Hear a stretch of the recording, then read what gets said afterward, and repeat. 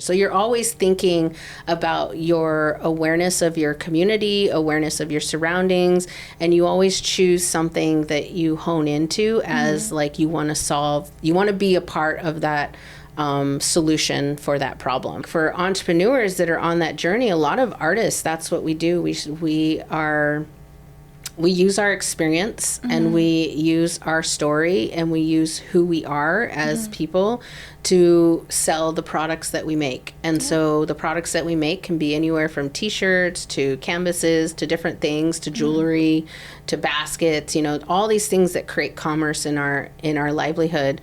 Social entrepreneurialism is a way for us to begin to think about how we are all connected, but also how we can share in the same story and how we can create a solidarity economy.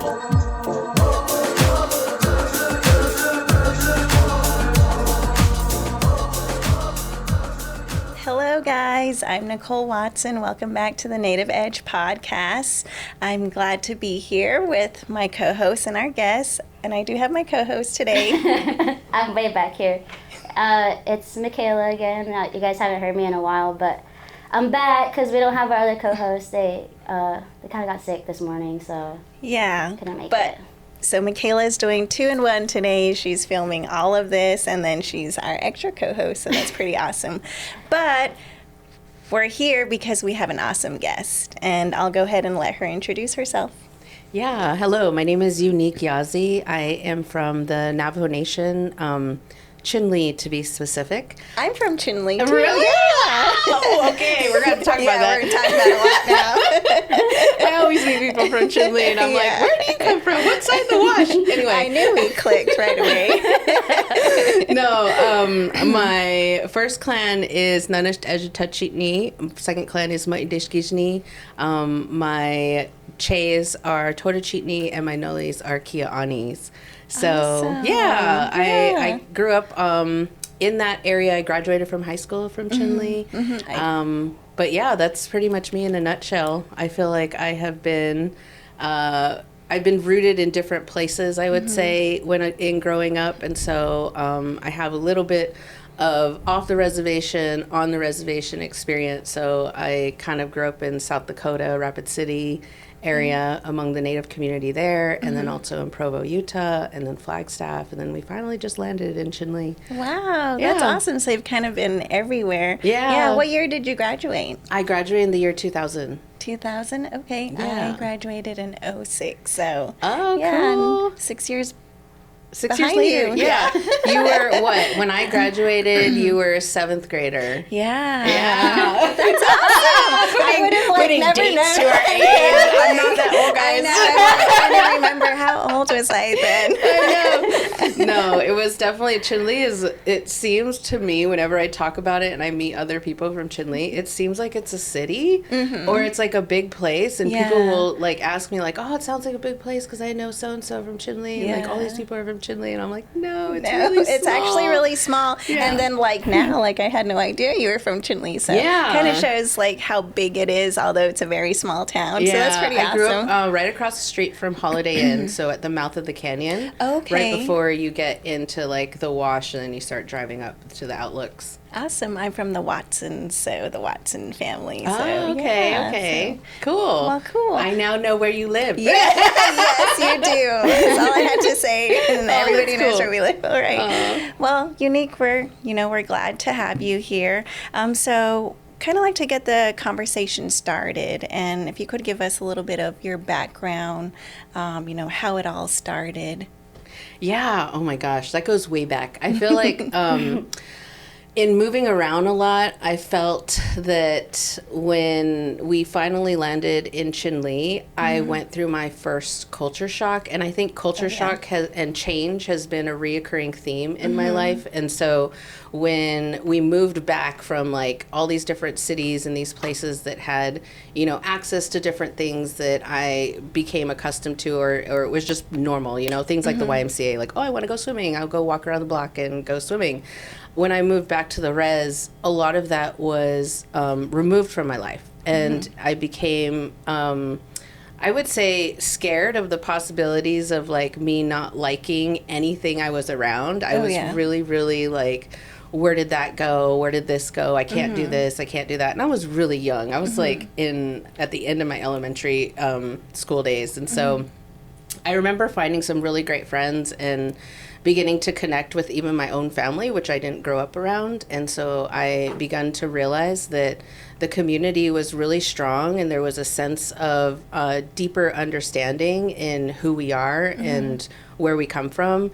And so that really kicked off my journey into trying to figure out like who I am as an individual and as a person. And obviously, like when you walk through life and you go through those sorts of changes early on, it makes you think of the world differently.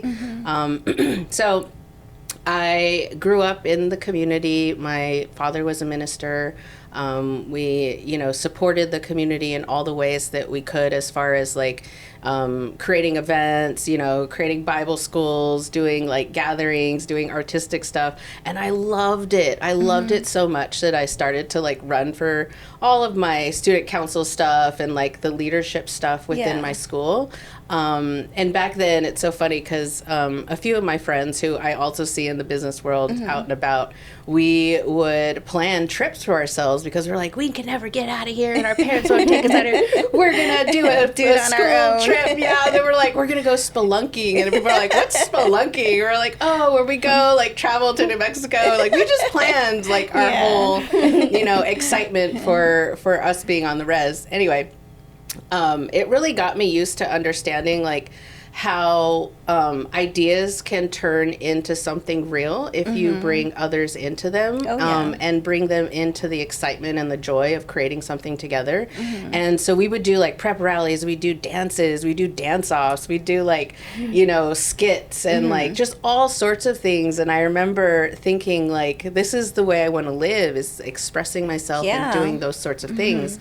But then graduation came around and it was like, Eunique, you got to find a career. You got to go find a job and go live your life. And it was a scary moment because I was so comfortable in like the world that had, how the world had turned out for me and the community. And my parents and my grandmother were really dear to my heart. My whole family. I come from a really big family, so I remember one of the last moments with one of my grandmothers, and she pulled me aside. Well, actually, a lot of them were pulling me aside because they were like, "Go to nursing, go to teaching, be a doctor." Like, they're like telling you all these things that you normally hear, right? And then I remember my mom's mom, Shema. She pulled me aside and she's like, Eunique, it's now your turn. It's now your turn to leave the reservation and to go learn everything you can about the world and bring it back. And bring it back to your people so that you and everyone else can thrive. And she put so much belief in me, in my creativity, and just the power of community and just me being so out there and, joyful and happy about the things that I did. She was like, you need to go do that for the world, go out there, but then bring that back. So that always like really resonated with me, and especially when it came to like finding what I wanted to do for the rest of my life and the purpose that I had behind that. And I would say that like it was a shock when leaving the reservation. Oh yeah. And you come to the city and you realize like, oh shoot. And honestly, I felt like the shock like lasted a few months for me. But because I had some great friends that I moved out here with and some really cool people that were off on their own tracks, we were super independent. Like I literally told my parents 2 weeks before I was moving out that I was going to leave. I was like packing my stuff and I'm like, I'm leaving. And they're like, what? She's leaving? Where are you going? And then it's like, oh, my friends are getting an apartment and doing this thing. And they're like, okay. So it was kind of like, me deciding to take my life and make it what I wanted. I had the opportunity to go to school in Chicago and become an actress, and I had won a ton of scholarships for that route. But what kept really, I would say, directing me and guiding me was my grandmother's words, was what can you do that is still creative still inspiring, but helps your community and uplifts them in the ideas and the things that they want to see for their future. And I had design in my back pocket because I loved design. I kind of went with the whole organizing thing, because as organizing, you would also have to create the design of it and the flow of it and the experience and then the whole, you know, the posters and all that. So it was kind of one of those moments where I was like, what will give me more depth as a person, and what will root me in those words that my grandmother left me. So I left and went to Phoenix and moved out here to go to Al Collins Graphic Design School, which is no longer around. It was there for a blip of time, but it was specifically for graphic designers, and we had to like showcase a portfolio before we were accepted. When we enrolled, they were fast-paced courses, but what I realized is if I went that direction, I wouldn't necessarily have to do all the general education courses, which I was not a fan of. I don't think anybody. I'm the person that likes to have fun. And I'm like, those things are boring. I don't want to relearn those. So then I was like, this course will teach me just the computer. And honestly, when I left the res, I loved doodling, I loved drawing, I loved art, but I didn't call myself an artist. I was very much like a problem solver. I would draw to solve a problem. Yeah. And so I remember being in that situation, sitting there and saying like, wow, this is like design. Like you can do all these things. And I went to the school and they showed you like everything from animation to commercial design to, you know, print design to website design to all of it. And what they were saying is like, you have all these tools available to you. It's just you need to figure out what your niche is going to be, like what your skill set is going to be, and then you have to dial in on that.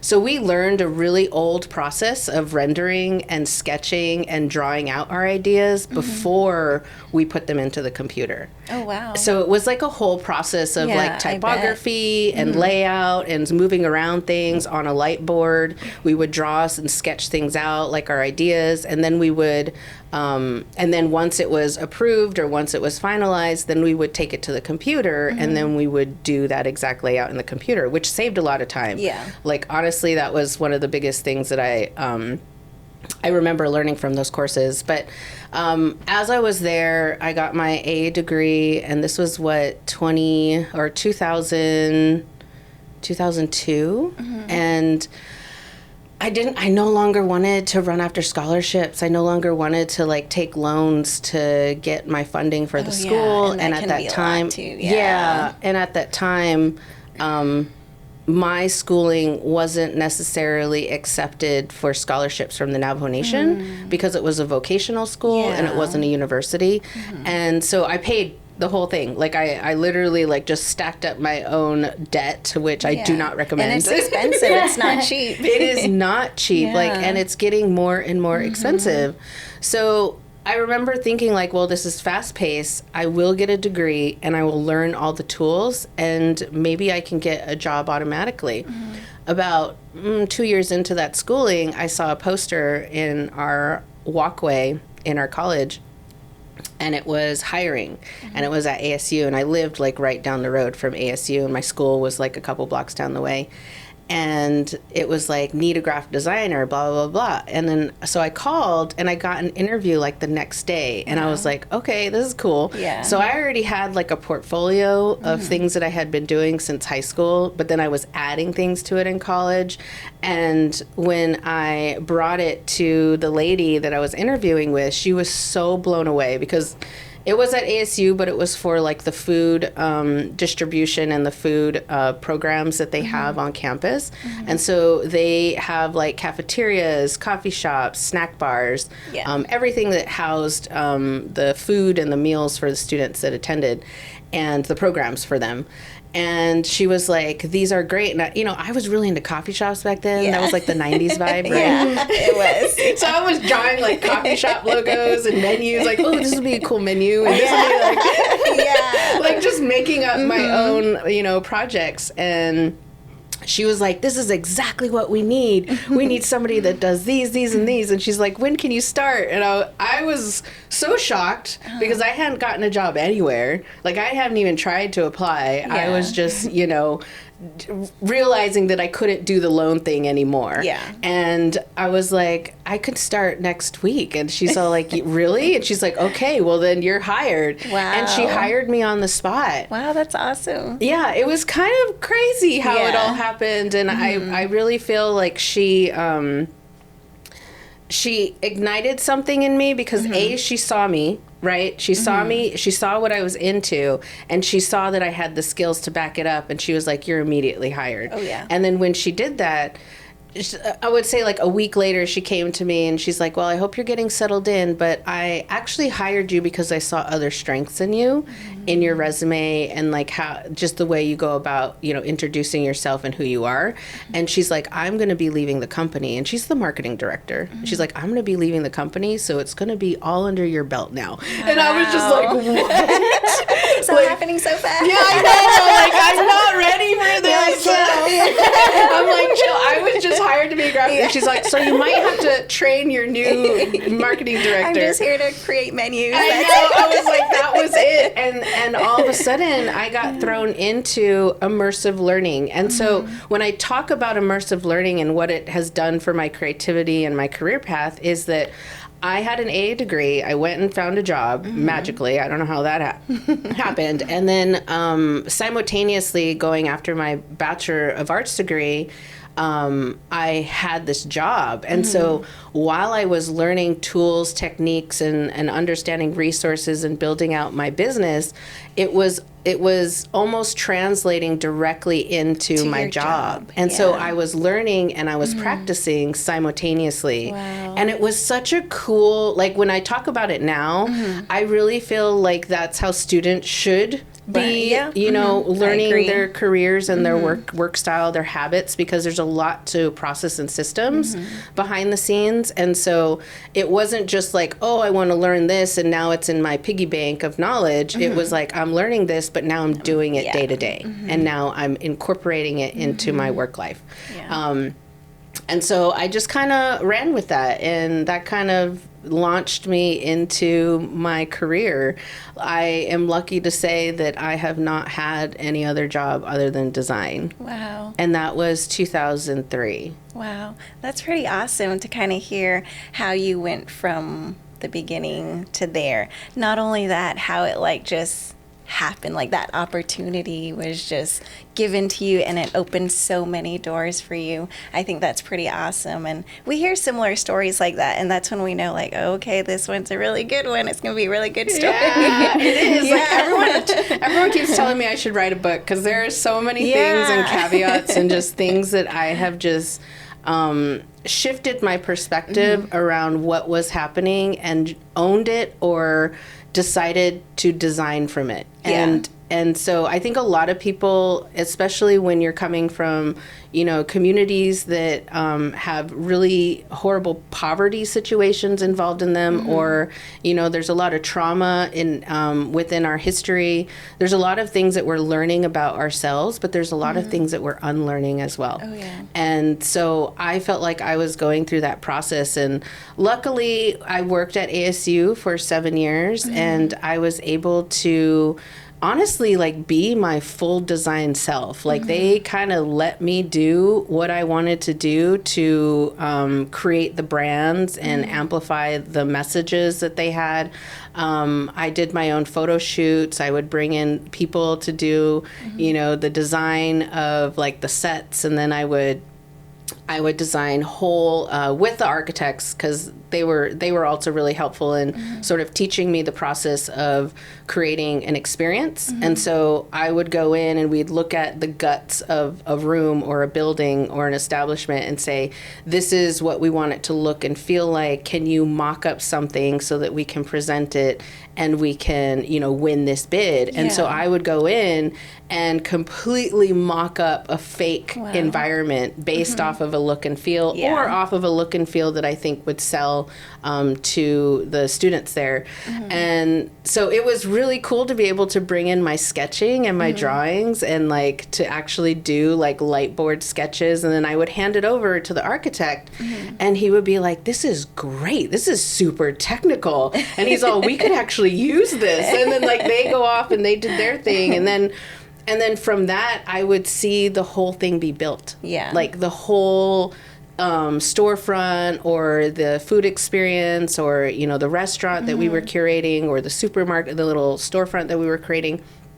I would see it come to life. Yeah. And really, I think being in that practice really created that muscle in me where I was like, I can do anything. Yeah. I can like create an idea and draw something on a paper or connect the dots in a certain area and be able to bring it to life. And this is the skills that I'm learning is being able to do this. And this is why I sort of moved around in that industry. Once I left ASU, I got hired by the Arizona Republic and became a part of their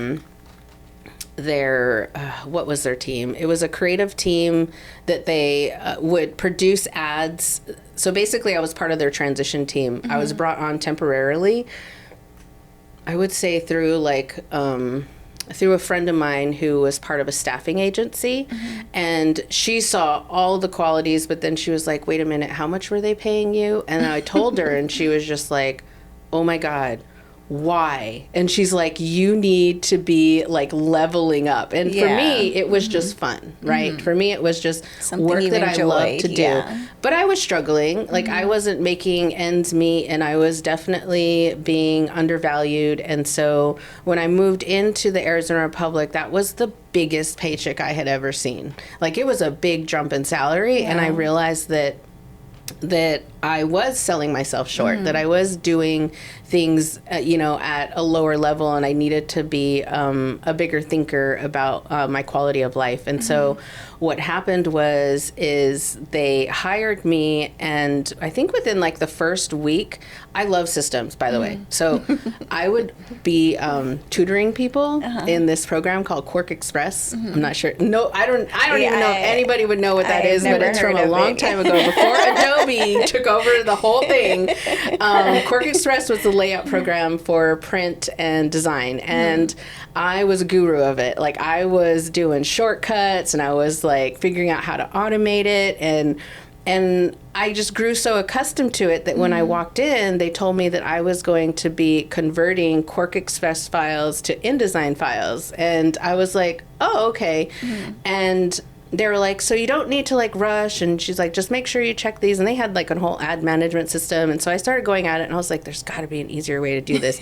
So I started like creating my own shortcuts and creating my own process using single keys. And so pretty soon I was only hitting 3 keys to transfer files. And they came running around the corner and they're looking at me and they're like, Eunique, what are you doing? And they're like, we have never seen anybody create this many ads in this amount of time. And I looked at them all like, do you want to see what I'm doing? And then so I showed them like how I was able to like do it faster. And it was like more of an automated process. And she was just like, okay, I need you to train everyone that comes in that's going to be doing this work. And so they were bringing a ton of people in, and that's what I did. I ended up training them and setting up their computers so they could operate faster. And they hired me after that because they were just like, we can't let you go. We can't like see you leave. You need to be here to like keep doing what you do. Which really honestly opened me up to all the other digital areas of media because I worked in more of the print space and the experience space with the cafes and things like that, and relationable.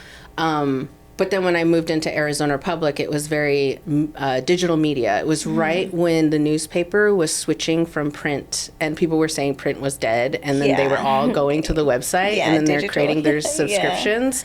And we were like right in that moment. So I remember helping them build automated toolkits or, direct mail things that were all digital, but allowed customers and clients to log in and put their own graphic in, put their own logo in, put their own heading in. Yeah. But I would set up the template. So it was kind of like a cool way for me to be immersed in that digital world because I loved also do you guys remember MySpace? Yeah, I remember That's MySpace. funny because I was a kid on MySpace. I had my own MySpace though. on the last podcast we just mentioned MySpace. Did Yeah. you really? Okay, so I was a coder in MySpace. Like, I loved doing all the codes and like making the whole layout different and like doing just making it all different. And so I went in there with my MySpace skills. I'm all like, I know how to code. I got this. And then I'm all like, I know HTML, I know HTML2 and CSS. And then she's like, okay, well, let's have you do this. Let's have you do this. So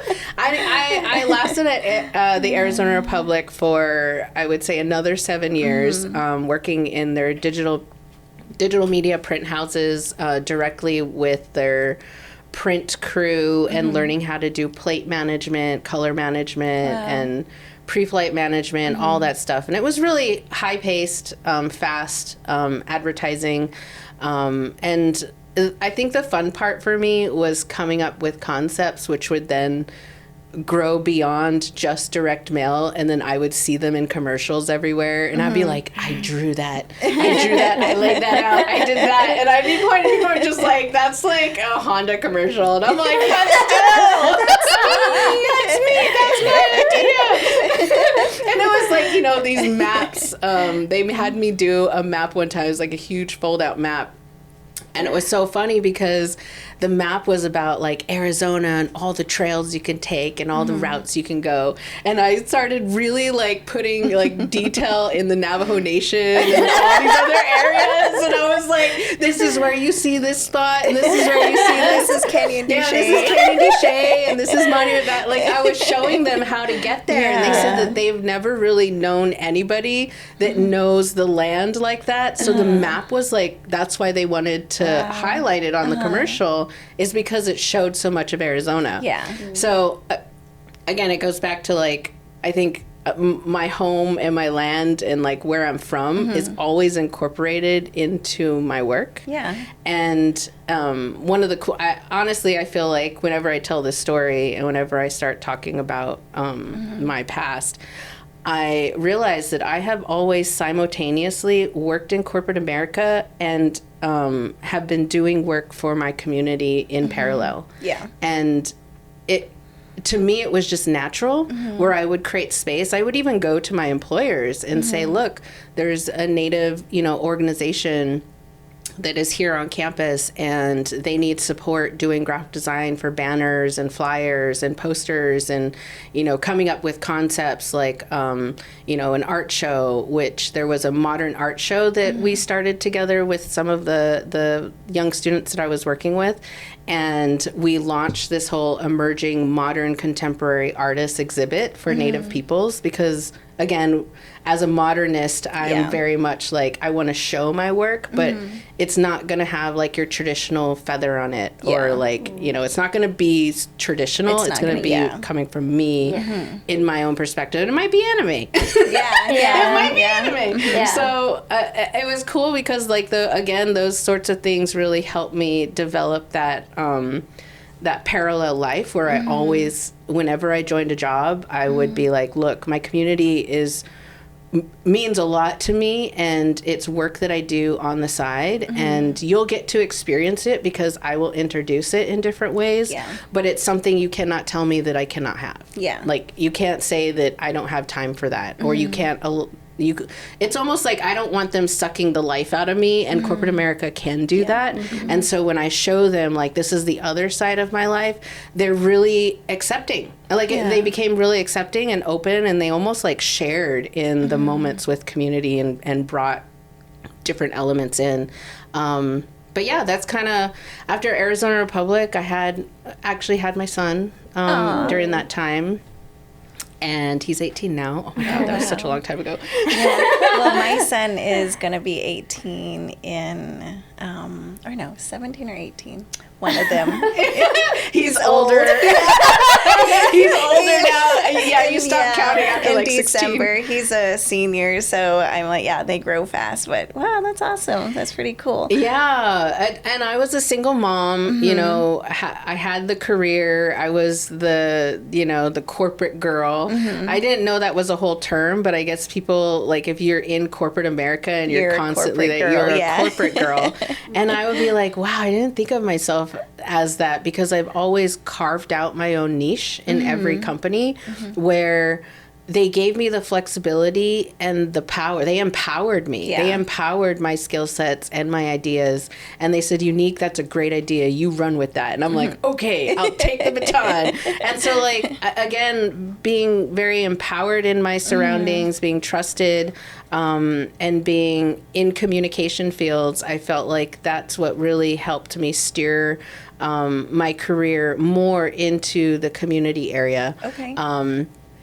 And so, yeah, that's kind of, I think after that, I worked for several engineering firms. I was part of the organization that helped lay out the civil engineering layout of of all of the, not renovations, but basically the redevelopment of Roosevelt Row, which is Roosevelt from 7th Street to 7th Avenue.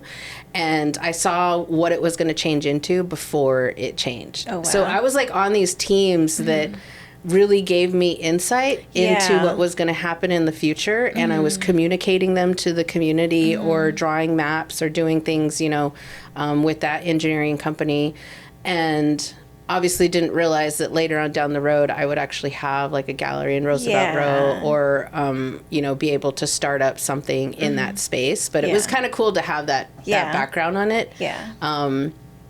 And then I would say in 2014, I started my own business. Wow. So I know you are the co-founder of Cahokia. I know a little bit about Cahokia. I've attended a few of you guys' events, like your Indigenous Peoples Day. Just like the amount of people and groups and the awareness you guys bring to the Native American communities, the artists, everybody. I think it's just so awesome that you guys do that. And I think at the time I started to learn a little bit more about Cahokia, you guys were the only organization that I really knew of that did that, especially here in the urban area. So I was always really intrigued about Cahokia, not only about the organization itself, but I think the name of the organization, it's just so unique. Like, you knew, like, oh, that's a Native American led thing going on. I want to know more about that. So yeah, I'm excited to hear more about it. Yeah, well, I would say when Cahokia kind of kicked off, it was actually, I always take it back to me being in corporate settings and being the only Native woman and the only Native person in that space. And I would say the design space is heavily white male dominated. Oh, yeah. And so when I would go to events like Design Week or an AIGA meetup or a creative morning, something that was within our industry that brought a lot of my colleagues out, I would realize and look around the room that I would be like, wow, there's not a lot of colored people here, and there's not a lot of culture, and I'm the only Native person. and then of course, like, eventually we would see more Native people come into the space and be present, photographers and videographers and illustrators and muralists. I saw people come into these spaces, but yes, they were very white male led. And so I realized, like, the way that I spoke about design was from an Indigenous perspective that was given to me by my family and by my community and by my grandma. She was a rug weaver. My dad was a minister, a communicator, but also he was a silversmith and a construction worker, so he built things, with his hands daily. My mom was a painter and a crafter and a school teacher. And so really I felt like a lot of my knowledge on design came from my ancestors and my community, whereas when I would talk to somebody who came from, like, the industry, a university feel, all of their experience and all of their knowledge would come from their traditional school settings. And so it was really hard for me to relate to people because the way I talked about design was more about a way of life than it was about profit. Traditional way Of life, and the way that we saw design and the way that we see culture being passed down from generation to generation, and how it was, incorporated into our rugs, and how it was incorporated into pottery and into jewelry. And I have to remind people that, our ancestors were all designers. We were all given the power to design, and that it's really just a remembering that we're doing in the process of design, because again, design is meant for the future, and it also solves a problem. And so when, people would come to me and ask me certain questions, or I would have this idea and I would start talking on it, they'd be like, well, where did you learn that? Or how do you know, what book did that come from? And I would just be like, why does it need to come from a book? Like, it was just really weird that I felt very ostracized in the academic world. And it was because my experience came from the immersive learning that I was doing, but also my culture and my creativity came from my ancestors. And so when I start talking like that, of course, people are just like, oh my God. I learned it from a rug. Yeah, I know. You're like, the Navajo rug. I know. Well, and like when even like talking about the spirit line, right, in a rug, and understanding that the rug has a spirit, and you're allowing for it to flow. That's a design that was created because we believed so much in our rugs and the power of the rug. And so again, when I go and I talk about these things spiritually and through design, it's hard for people to grasp because they don't see it in that framework. They see it more as marketing, as profit driven, as, just a cog in the machine sort of thing. And so when Cahokia came about, it was more, or at least the work behind Cahokia, because it wasn't just like magically Cahokia appeared.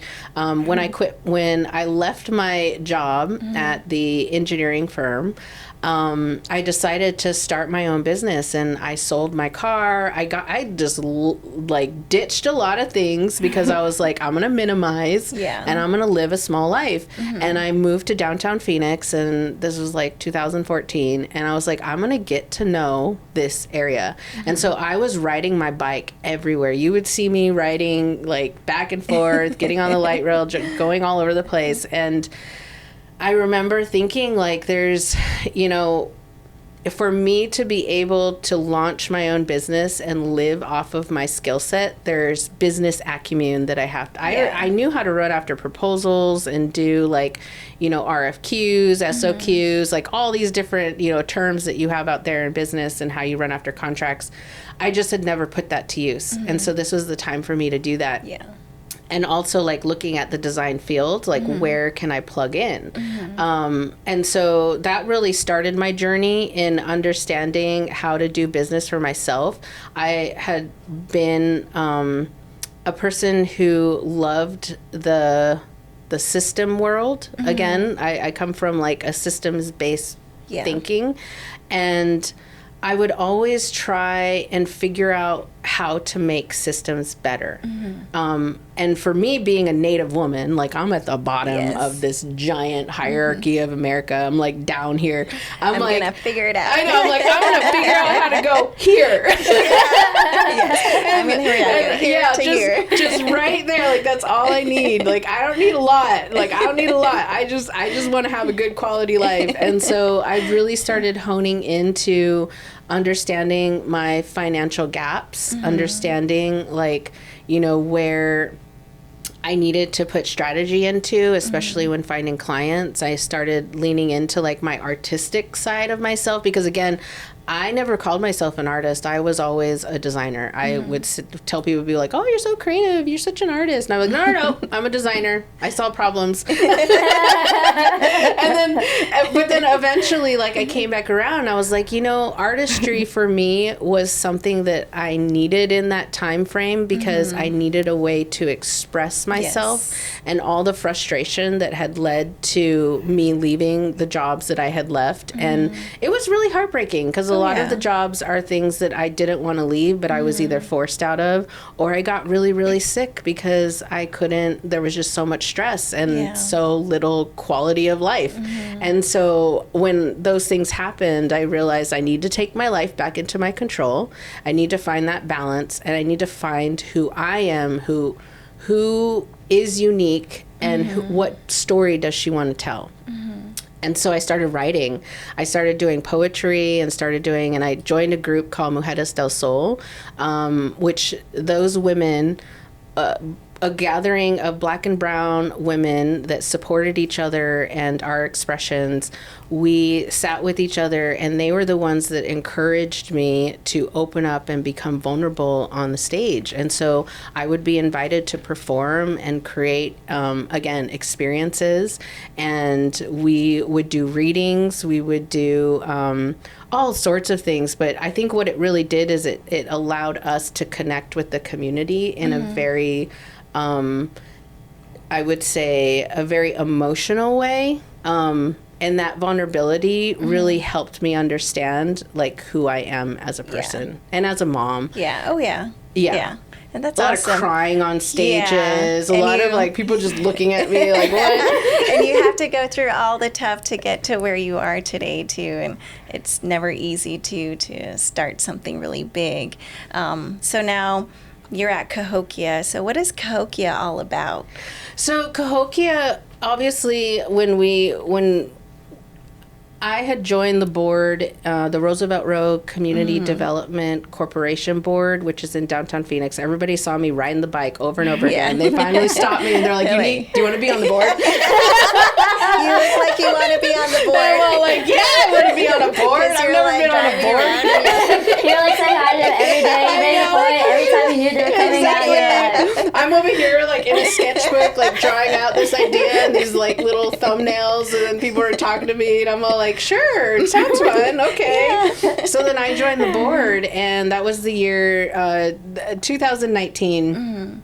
And I had recently also just decided to jump back into corporate. I was not working for like 5 years and running my own business. And then my son was getting to the age where he actually wanted to do some fun things. So he ended up going into a school that I needed to pay for. And so I was like, okay, I'm going to jump back into corporate America. So I got hired by PetSmart in their creative department. And so when Cahokia was kind of becoming a thing, it was 2019, 2020 was right there, and COVID happened. Yes. I almost feel like when I think about that time, it feels like a blank space. Yeah, because it's like in our life, and I feel like we're finally like kind of coming out of it. Yeah. But like 2020 really shook things up for me. When I joined the board, I was just going to be the fly on the wall, just learning from people, seeing the perspective of Roosevelt Row and the First Fridays and its growth, and kind of being a part of those discussions, a part of the economic development discussions and the creative discussions, but also importantly, trying to figure out how to implement Indigenous creatives into the Roosevelt Row space. And a young lady approached me, and she literally reached out and said, hey, I have had this idea of doing a market, and now you have this access to this space. It was like a parking lot, and then there were some containers. And I was like, yeah, sure. I go, how do you want to collaborate? And for me, collaboration is such a big part of my life, because every job, every business, every client that I've ever had has been a collaboration. It's basically me listening to their ideas and listening to their goals and their dreams, and turning it into something visual that will make it work for their business, so they can have great marketing tools, and they can have, a beautiful logo and an amazing website. So all those things are kind of folded into each other. And when Cahokia came around, it was I saw the need for community, and as soon as somebody stepped out and said, can I be a part of it, I would be like, yeah. Like, how can you build with me? And so we started doing the Indigenous artisan markets in downtown Phoenix, where we had like a DJ, and we had dancers, and we had the market going up, and then we had a mural that was painted in the background, really celebrating indigeneity in a small footprint kind of way. But to me, I was trying to show Roosevelt Row how much the Native community has contributed over time and how long we've been missing. Yes. Like we're not visible in any of these urban spaces, and I'm like, we need the culture and the vibrancy back, especially if we're saying that, you know, Black Lives Matter and that brown people deserve spaces, and that, you know, culture is, you know, being erased in these certain areas. I remember for a certain amount of time in Phoenix, there were these t-shirts that were being made that says Phoenix has no culture. And it was like a big thing. Yeah. But a lot of that sentiment comes from people who have just moved here from like Chicago or Minnesota or like, you know, other places, LA, and they come here and they're like, Phoenix has no culture. And then I'm just like, yeah, because you haven't been around here. Like, there's so much depth here. Where have you been? Where have you been? And so really it was just us bringing about that idea. And Roosevelt Row actually had entered into an agreement with an economic development opportunity with Evans Churchill, which is the neighborhood association, and a development company building one of the sky-rise buildings, you know, in the Roosevelt area, wanted to be a part of a GPEC tax plan or a tax write-off, which basically said that they had to give a certain amount of space over to the community, a nonprofit, and for it to be used for the arts. Okay. And so with that, they had a retail space, a 3,000 square foot retail space that they acquired at the end of 2019. 2020 hit. They couldn't do First Fridays anymore. You know, things just slowed down really quickly for any social type events. And they were in a crunch. They were literally sitting there like, what are we going to do? How are we going to go about this? And I raised my hand and I was like, well, I know that if you give natives a little bit, they will make it into something really cool and big. Like that's just how we do it. And I was just like, and you know, creating that proposal that we put in front of Roosevelt Row CDC, you know, I abstained and I removed myself from any decision making because what I was doing was I was trying to showcase the need for Indigenous visibility in downtown Phoenix and in the Arts District. Yeah. And so in order for me to do that, I wanted to have some ability to be able to be a part of it and collaborate through my own skill sets, but I also wanted to be a part of the board. And so I had to work out an MOU with them to be able to be able to do both. And really it was like a space for community. That's how we started it up. And my co-founder, she came in and brought a lot of knowledge to the economic development space, which I had already been hiring a lot of designers for projects that we were running. We were running after Native design projects, and I would like team up with different creatives. And it was kind of cool to see it all unfold, this big idea. It was messy. It was, you know, we were all super excited. And then we started doing these mural stories on the containers after those initial markets. And the mural stories are what really launched Cahokia, because we had tied the mural story. It was a seasonal mural story painted by an Indigenous designer or creative.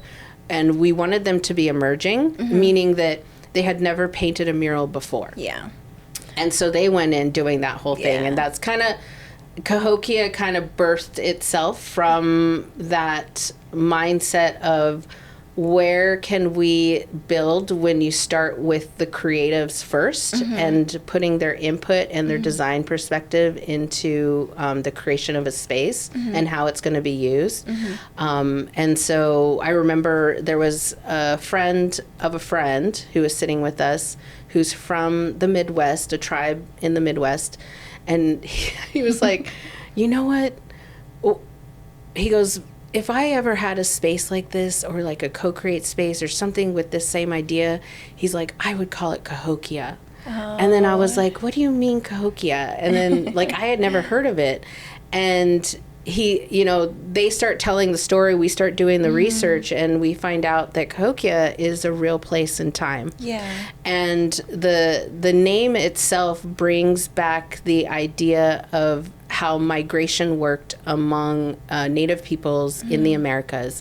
It was a place for innovation. It was a place for coming together for our economic trade routes. And I would say, like, in the Americas, we had several destinations, Phoenix being one of them. Yeah. And it actually helped me learn more about how Phoenix is connected to Cahokia. Oh, wow. There's a lot of Mayan stories, a lot of ancient stories that are still alive today, if you find the right people, that talk about how Native peoples, Indigenous peoples migrated from different regions because that's how they traded their goods. Yeah. And that's how the economies, you know, were very diversified along the Americas. Yeah. Well, that's really interesting Yeah, I to was gonna hear, say, you know, that's... my clan, we're one of the clan ships at Hopi that followed the Colorado River up here.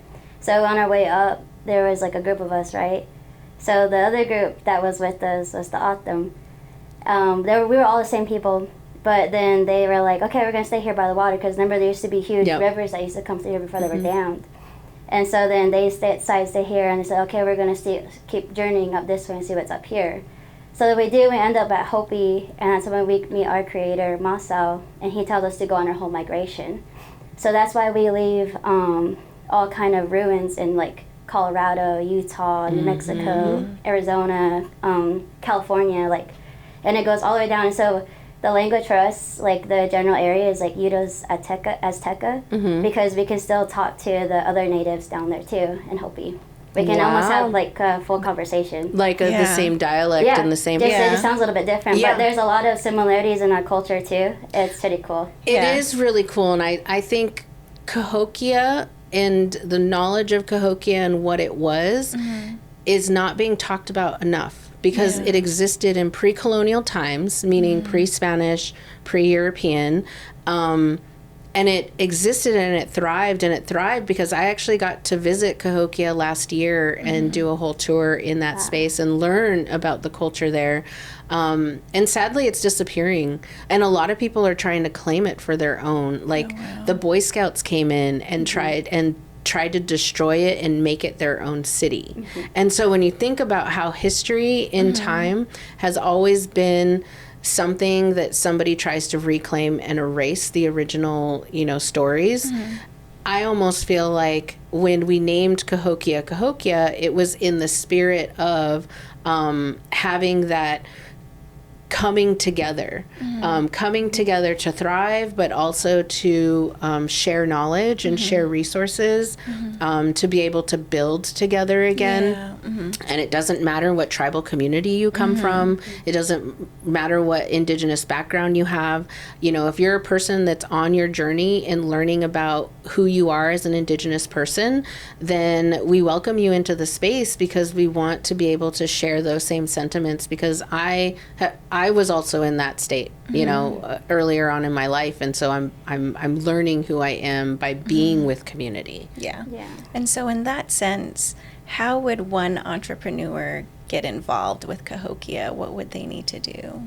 Yeah, so for me, the reason why I started labeling social entrepreneurship or social enterprise is because me as a designer specifically, but I know there's a lot more people that focus on social endeavors.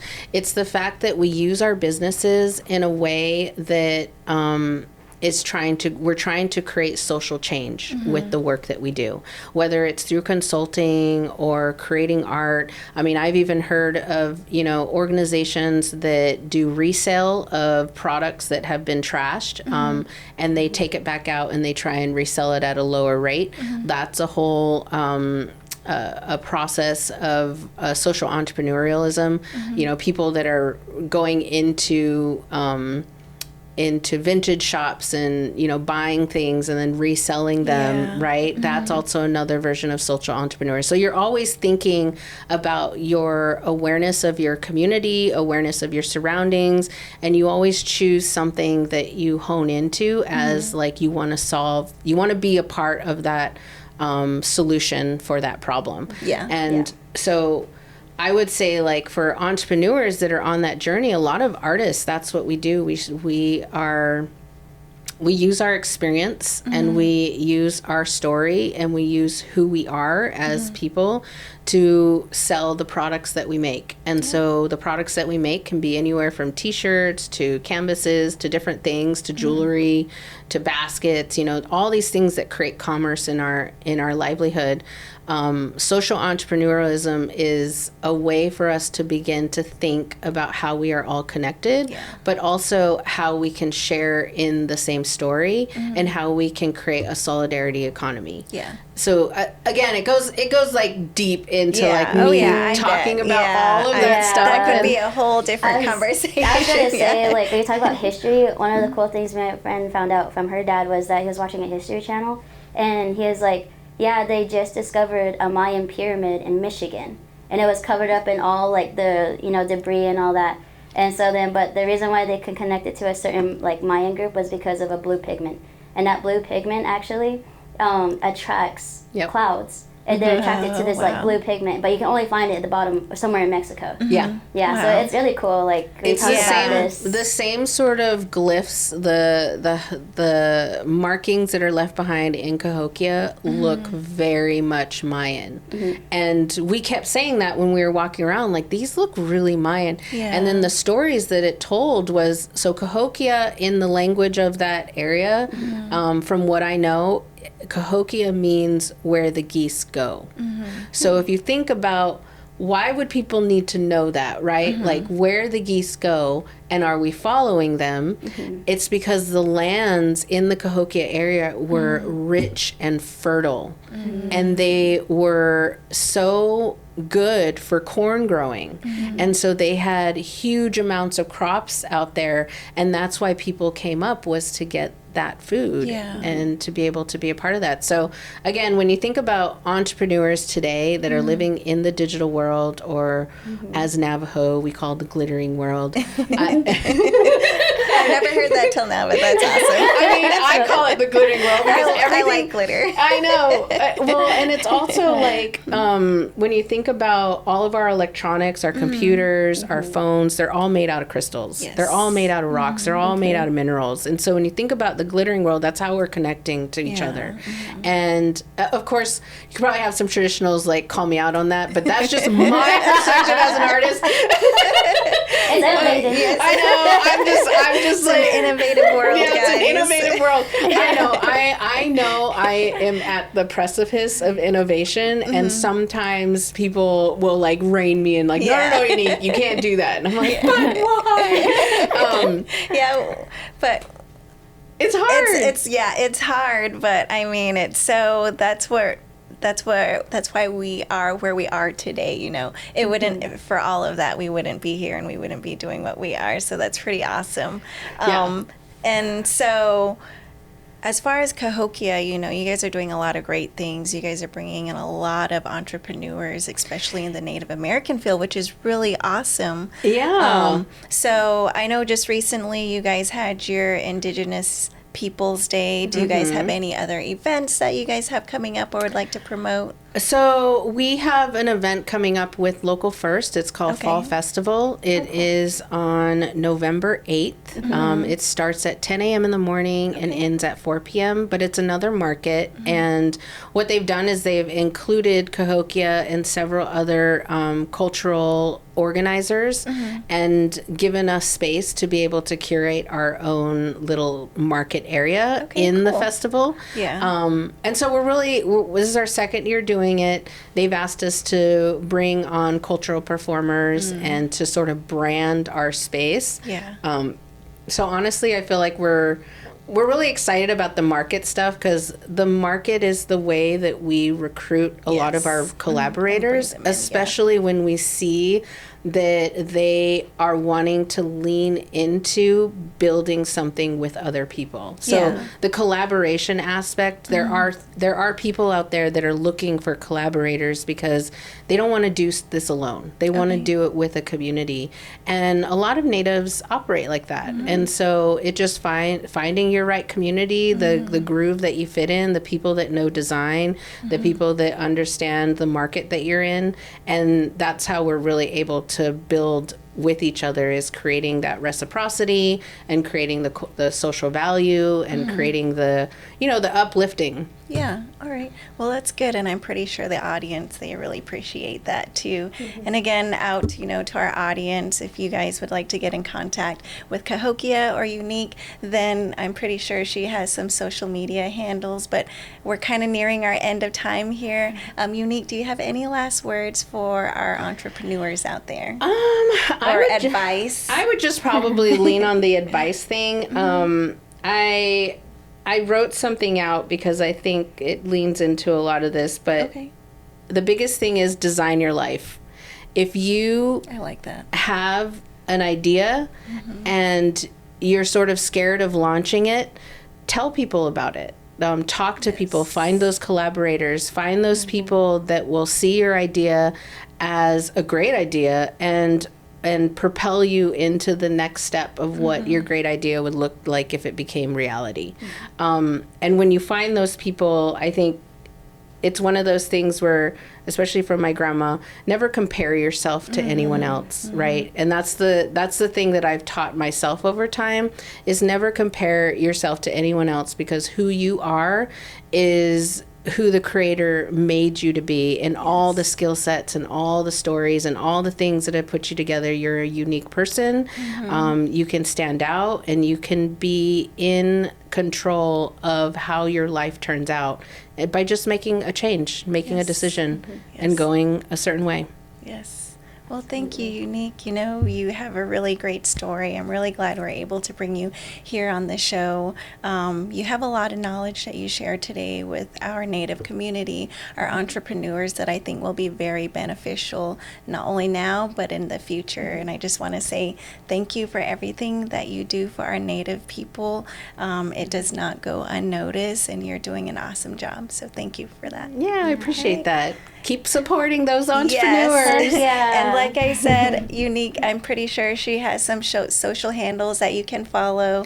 Yes, a lot. Instagram, maybe Facebook. Yeah, we'll put in the description below. Yeah, it'll be at the bottom. And other than that, again, thank you, Eunique, and thank you to all our Native Edge podcast audience, and thank you for joining us. We'll see you next time. Thank you.